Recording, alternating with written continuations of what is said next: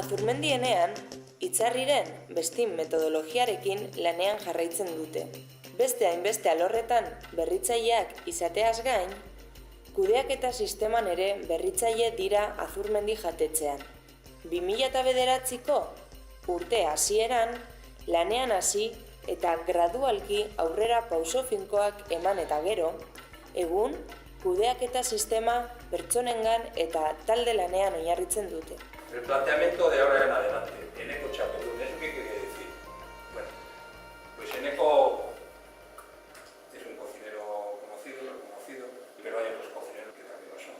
Lo que se va a intentar es que todos los grupos, todos los lantaldes hagan trabajo en equipo, pero no vayan mirando hacia ellos, sino mirando hacia Eneko.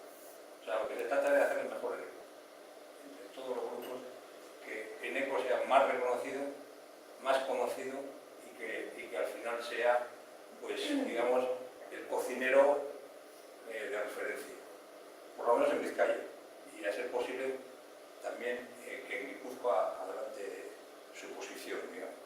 Hay que ver un poco cómo es la personalidad de Eneko, y aquí tenéis su mapa de personalidad. Pero ¿qué conviene para que Eneko llegue a ser esta persona, como dice aquí, Txapeldun? Pues que esta capacidad artística la vaya desarrollando más, para lo cual todos los demás le tenéis que ayudar. Es decir, cosas que él está haciendo, cogiendo de compromiso, de liderazgo, de tener que mandar, a veces de tener que ser impositivo, tal, dentro de eso le tenéis que ayudar todos los demás a que se vayan liberando un poquito, que se vayan liberando de esa carga que él ha asumido en este tiempo, para que desarrolle más esta capacidad artística, porque eso es lo que le va a hacer ser el cocinero de moda Eneko, que sea reconocido como un artista en la cocina. Javier Lertxundi aholkulariak dinamizatutako esperientzia hau onuragarria izan da.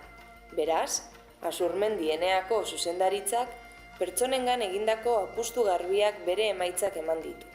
Talde lanean, hobekuntzek pertsonen gogobetetze maila areagotu dute eta emaitza ekonomikoak hobetu dituzte.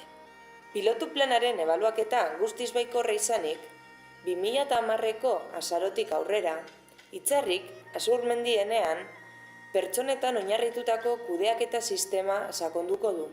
Oraingoan, helburua Eneko hatza munduko sukaldaririk onenetariko moduan ezaguna izatea da.